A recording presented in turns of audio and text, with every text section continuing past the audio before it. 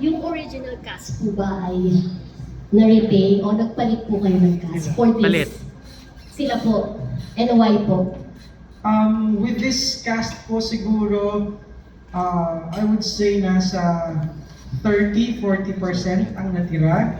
Bakit po? Kasi may mga commitments sila, may mga bagong commitments, and nagdagdag din po kami ng dalawang ensemble. So mas makapal po ngayon kami, and mas ayun, medyo mahirap po kasi humanap ngayon eh. Lalo yung mga artista ngayon, ang dami nilang commitments. Pero fortunately po, nakakuha kami ng bago. But I would say 30-40% of the original cast will be carried on sa bagong cast. Thank you po. Yes, for Gerald. Eto, trabaho bago umalis, trabaho din. So parang hindi ka ba mahihirapan yan, Gerald? Oo nga, crazy schedule. Pero kakayanin naman, I think.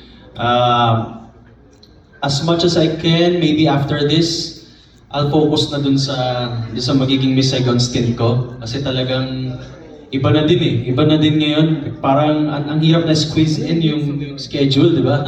Ang dami ng napaka fast-paced na ng buhay ngayon.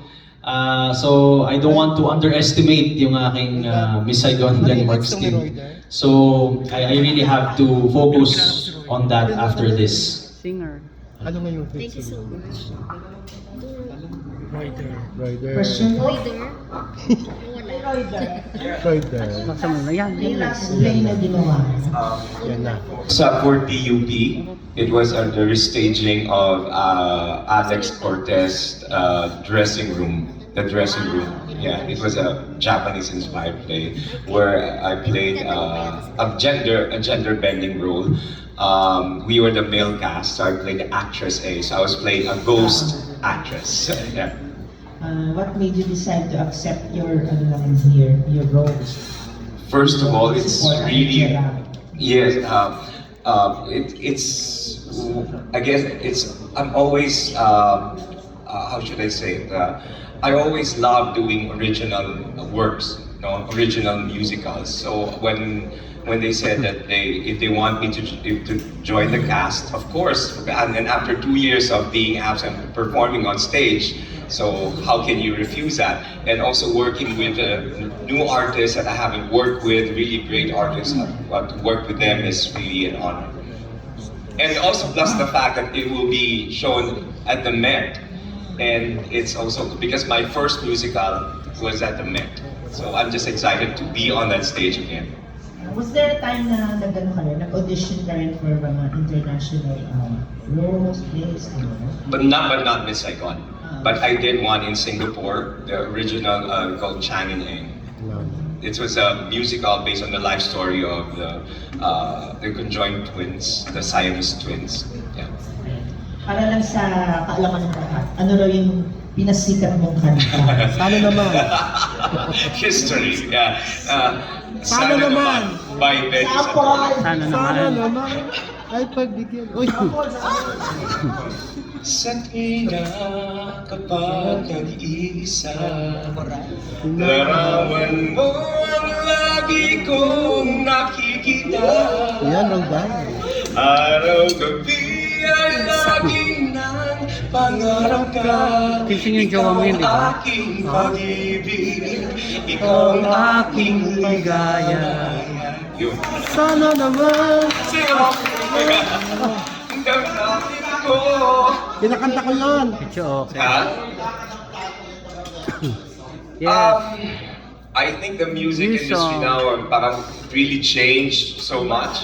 So I'm still finding my way in kung what kind of genre ko ano yung gagawin ko. Kasi it's really very far from our time. So I'm still in the process of really finding the right rhythm for it. Yeah. Although it's easier now kasi nga you can produce your own now and you can release your own songs. Online. Kaya lang pag mag-release ako, I really want that song to really be different. That's it. Para kay Gerald, is this your first time na magkakaroon ka ng face-to-face concert? Tapos sa pandemic. Ay, Hindi. yeah. Oo. Bale, concert musical. Ito, first time to. Bale, may mga naging events naman na, di ba, like months ago. Pero yung musical, ito yung first face-to-face with an audience. Ano kayo ng feelings mo? Parang bago ang ulit. Oo, nakaka-ano ulit. Nandun ulit yung butterflies eh. Parang nakakapanibago uling mag-perform in front of a live audience. Kasi alam mo, ang performing, kasi dapat you constantly do it eh. Diba? You constantly do it.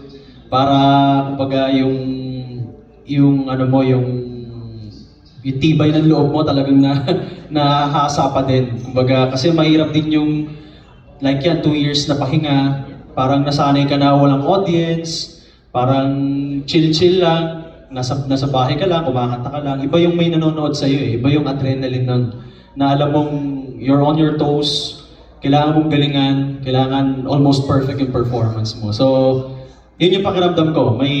Siyempre may konting kaba and excitement. Mas lamang naman yung excitement na makapag-perform muli ng live. So, nangyari kayo sa virtually, di ba? Sa museum. Yes po. Ano ngayon ang pagkakaiba?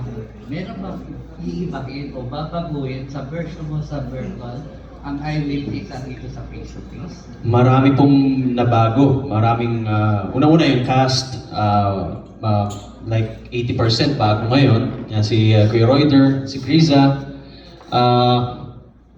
Tapos yung marami ring inedit sa lyrics, sa dialogues, mas in-improve pa. There's gonna be an improved version of I Will the Musical. And we will make sure na mas prepared kami this time kasi alam mo yung unang run namin na yon, 1 week lang kami nag-rehearsal.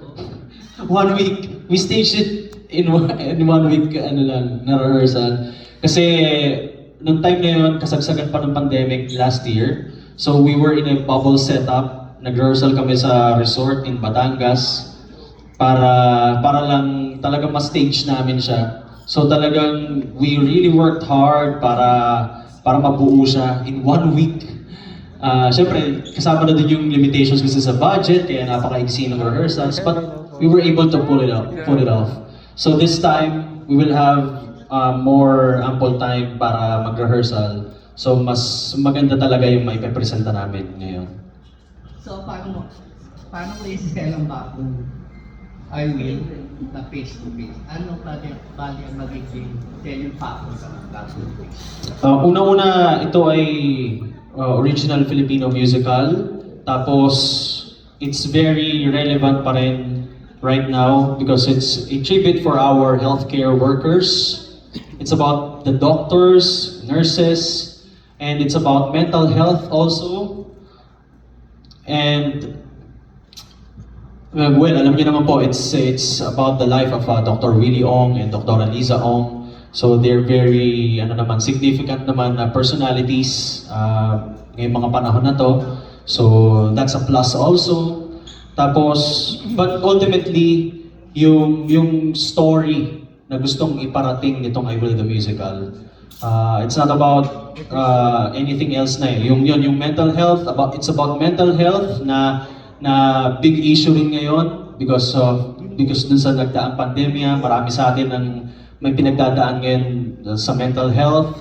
Tapos sa bullying, it's about bullying din, and yun, tribute sa ating mga healthcare workers. And napakaganda ng mga songs dito. Napakaganda ng mga songs.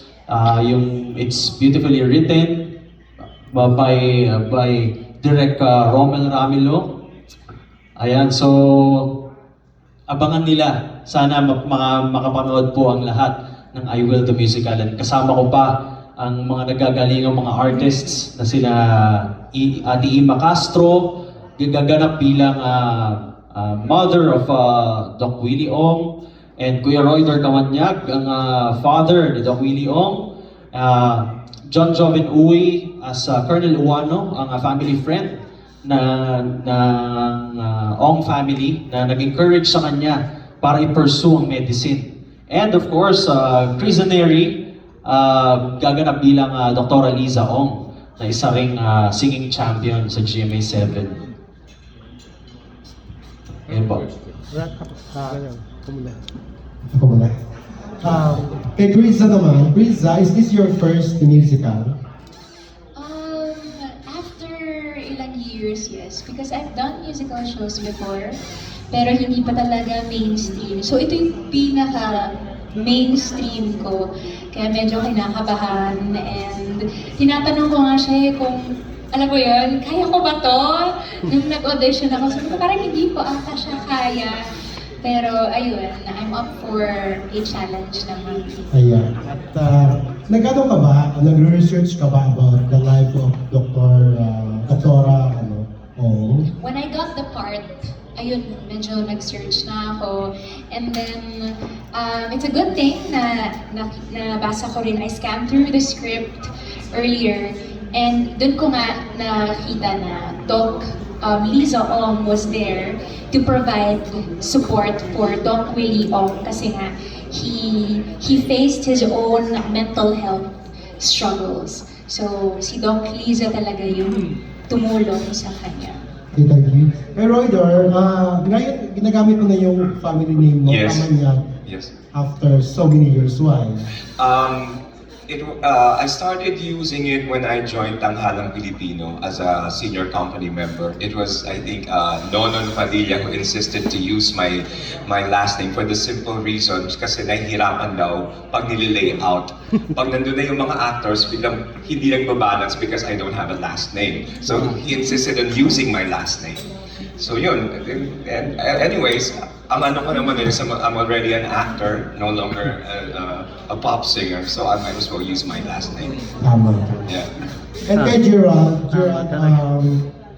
alam ko maning-mani na sa'yo itong I Will. No? Anyway, gusto ko lang napansin ko kasi kanina, yung mayroong piniplay na jingle, akala namin si Marichan yung kumanta. Ayun pa, akala namin Christmas mo, yung pala sa isang product dyan ng Spirulina. Yun talaga yung ano namin kasi, di ba tama-tama sa season ngayon, di ba? Naturally, actually, yun talaga yung singing voice ko. Doon naman ako nagsimula sa ganung singing, yung crooner, yung soft, yung easy listening lang. So, it was a breath of fresh air to do it again kasi previous years, I'm into musical, laging full voice, alam mo yun. And thank you sa Genesis Spirulina for getting me, and kay partner Doc Joseph Lee for recommending me sa Genesis Spirulina team para gawin ang jingle nila. And it was such a pleasure and it was such a joy to do that, yung Genesis Spirulina song. Ayun.